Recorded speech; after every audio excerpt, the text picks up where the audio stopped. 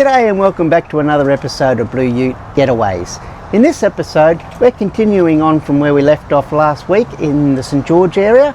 So sit back, relax, thanks for watching, we really do appreciate it, and if you like what you see, please don't hesitate to subscribe to our channel. It helps us out a lot and it's free. So today we're still in St George and we're going to do the St George Heritage Trail. And the first one is the cenotaph.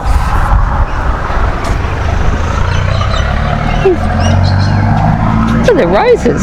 Yeah, the roses are beautiful. Look. Do they smell? Yep, purple roses. Look at these ones here. These are magnificent. Yeah. Alex would be so jealous.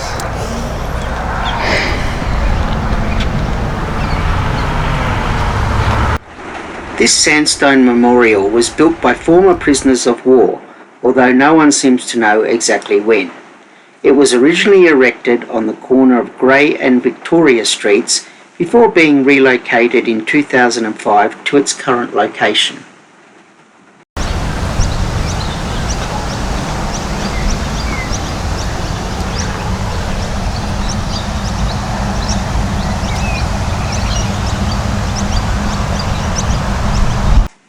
The Pilots Memorial recognises two St George locals who were fighter pilots in World War II, John Jackson and Leonard Waters. World War I, 1914 to 1918. The water in it. Look at something there. A lot of water in this river. We think it's a little bit flooded. I don't think it's normally this much water in there. This is a beautiful little town. Flowers everywhere, plants, trees, quiet, beautiful area. We tried to get here a couple of years ago, but we were turned around because of flooding, so this is the first time we've actually been here.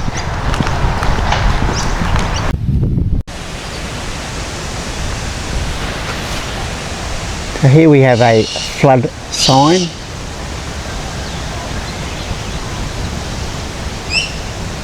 "2012" looks like the highest so far at 14 metres.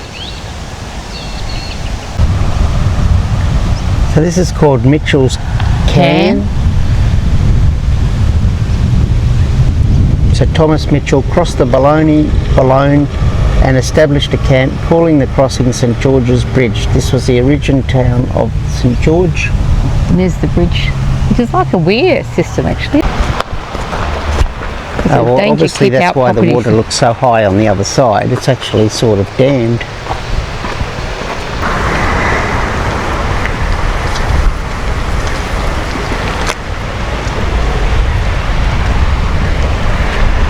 Jack Taylor Weir.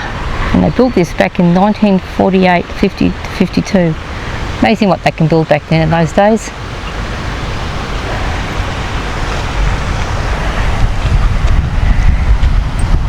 That's again another beautiful little rest area. Rest area, yeah. Here's a fish made out of horseshoes, spanners, bolts.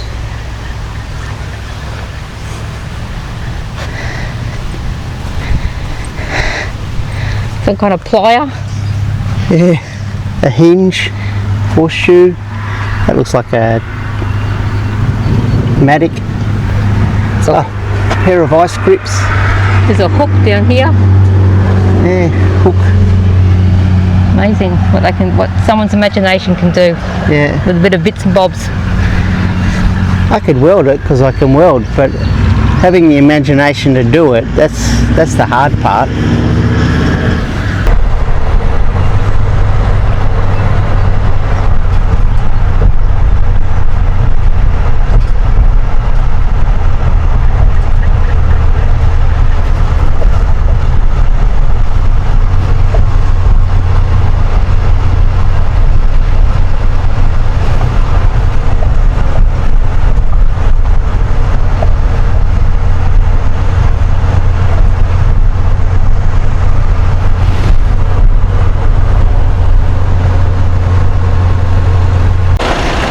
This is the old jail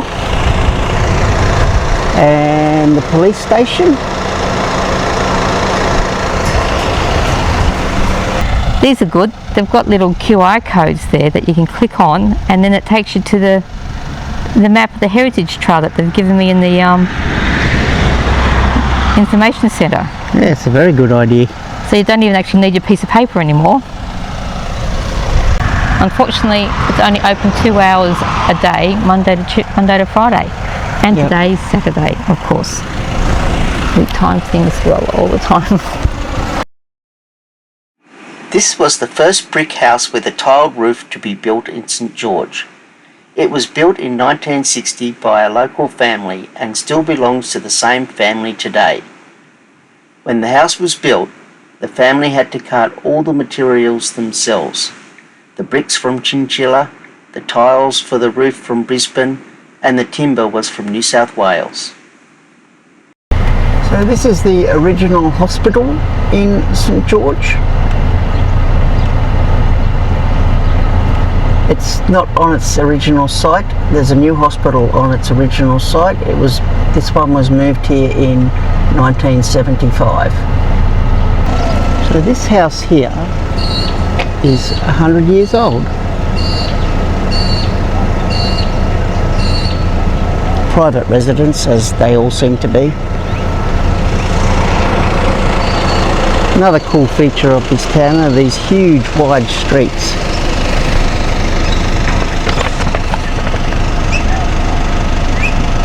Very wide, and there's these beautiful trees everywhere. This little building here is the original Catholic church. It was erected in 1874, and the priest used to only come out twice a year to do a mass.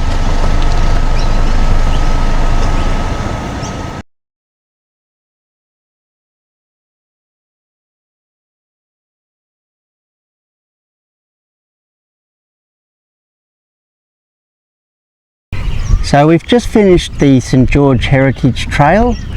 We've done quite a few heritage trails on our travels over the years. What did you think, Kylie? I was a little disappointed. I think they're clutching at straws for some of their heritage stuff, because a lot of the buildings have been demolished and replaced with modern kind of buildings. It's just the site of where it was, and a picture in a pamphlet of what the building looked like. Yeah, and a lot of them were privately owned too, so you can't even go in and have a look. Yeah, so, you know, rocking up, taking a photo of a place that's privately owned is a bit, you know, a bit iffy. So, yeah, I was a bit disappointed in it. The town of St George itself is beautiful. It's just the heritage trail let it down a little bit. So we're still in the St George area, same day as the heritage trail, and we are now at Beardmore Dam.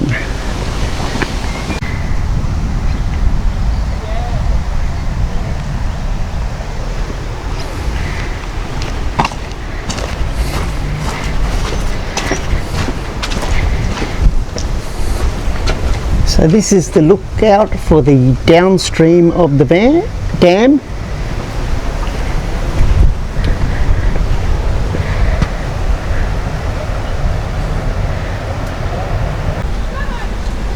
Here's a little map of how it all works.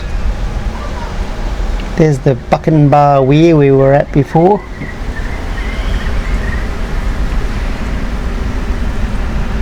And now we'll go up to the dam wall.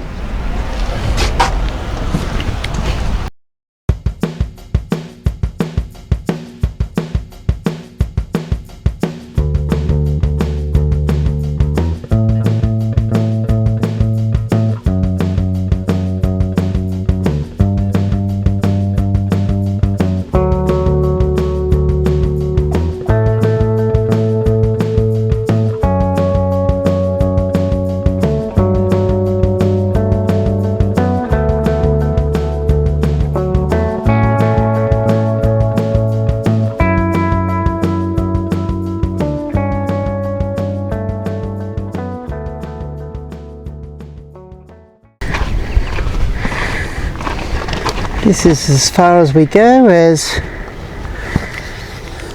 we're not authorised. What say you, Kyles? Lot of water.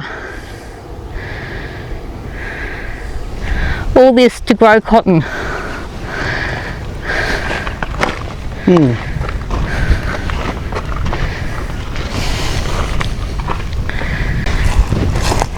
Got to get video of this, that's for sure. This ought to be interesting.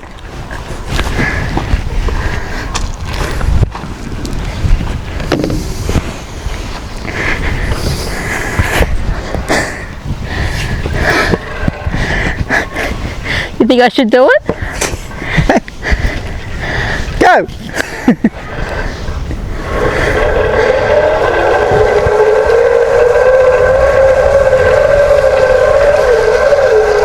Oh!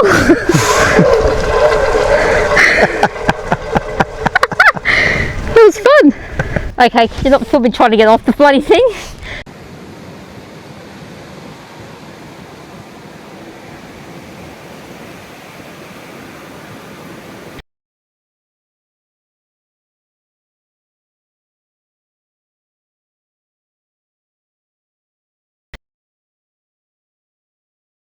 Do you want to go? Yeah. Yeehaw!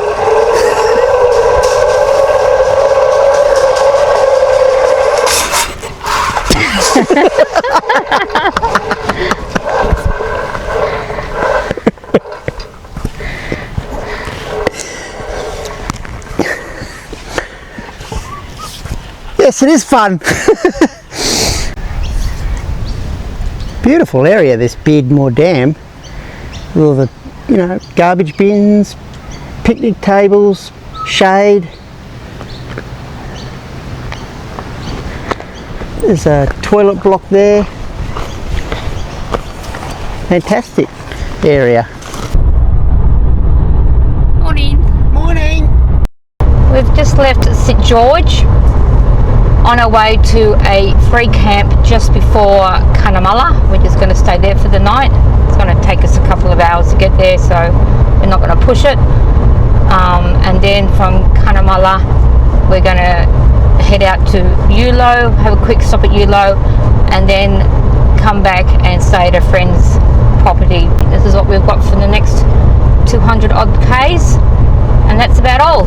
I'll see you later. We've driven from St George today and we've finished up at a free camp. It's called Quarry Camping. It's currently 36 degrees. We've got the aircon going on the van, and this is where we're stopping for the night. We're about 40 kilometres from Cunnamulla, and tomorrow we'll go to, I think it's pronounced Yulo. It's very quiet at the moment. We're the only ones here, so be interesting to see if anyone rocks up the Savo.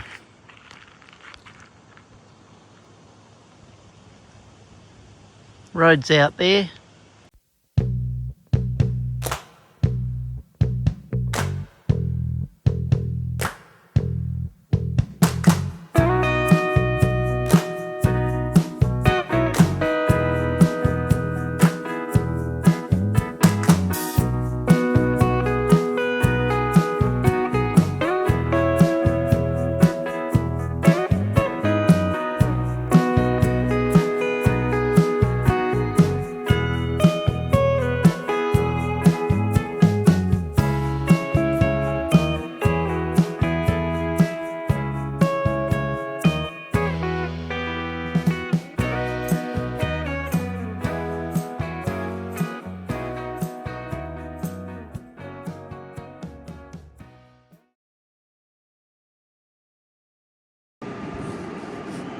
So when we travel in the car, Starlink sits in this holder so that we have Starlink while we're driving.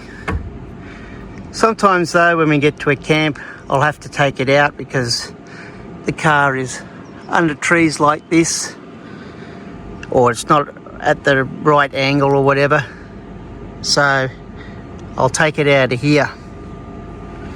And what I'll do if I'm sitting it on the roof is I put a sign on the dash so that I don't forget to put it back into the cradle. So what do you think happened?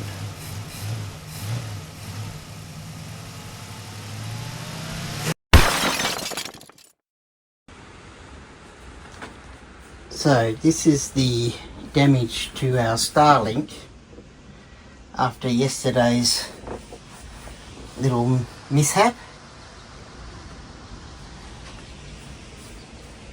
Done a pretty good job on it.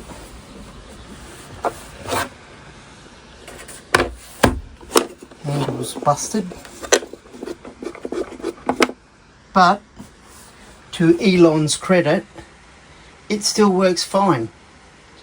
So I'm just going to silicone it up so no water gets in, and we'll continue on our merry way. Such a stupid mistake, but you live and learn, I guess. Won't happen again. So now we have a new rule. If Starlink is not out like this and attached to the van, it does not leave the cradle on the car, because we might not be so lucky next time in A, finding it, and B, it's still working. So we're in Cunnamulla. Seems very quiet today. It is a public holiday.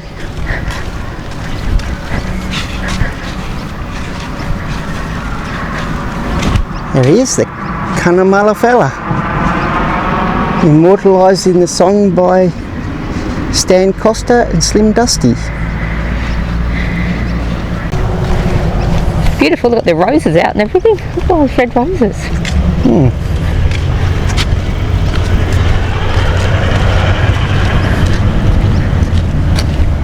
It's quite a pretty little intersection. Yeah.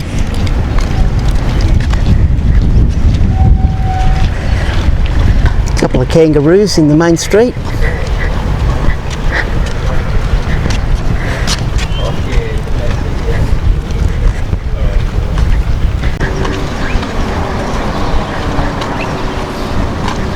Nice fountain. I mean, it would probably look nice if there was water in it.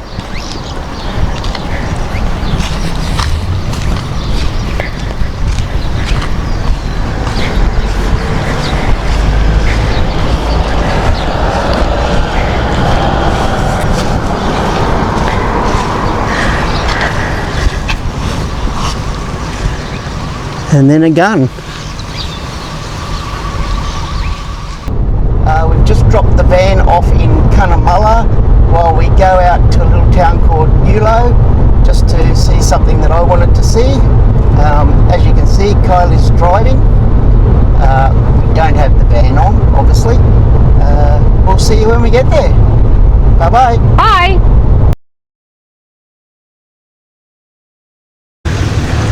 So we have arrived in Eulo. I think that's how you pronounce it. It's spelled E-U-L-O.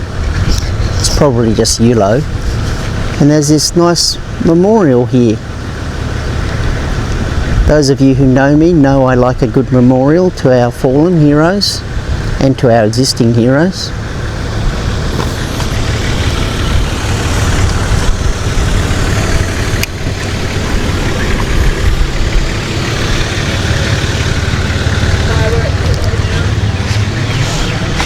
What's this? This was a Dodge truck that they had modified to drive through floodwaters, because they hitched it up so they could get food and stuff through in the 1990 wet season. It's of course not being used now, but yeah, so obviously they suffer a lot from the wet season around here. So we'll go over and show you what we actually came here for. This is a Diprotodon, one of Australia's now extinct marsupials. So this is what we came to see. It's called a Diprotodon.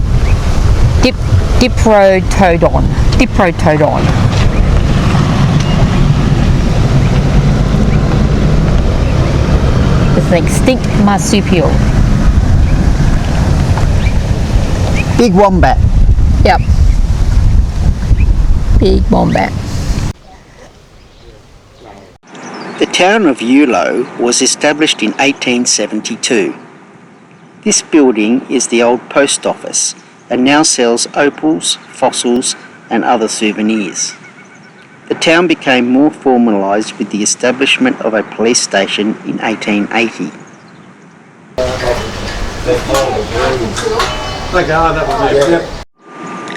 Boulder opal is a type of precious opal found in veins and cracks within ironstone boulders, making the dark host rock a natural part of the gemstone.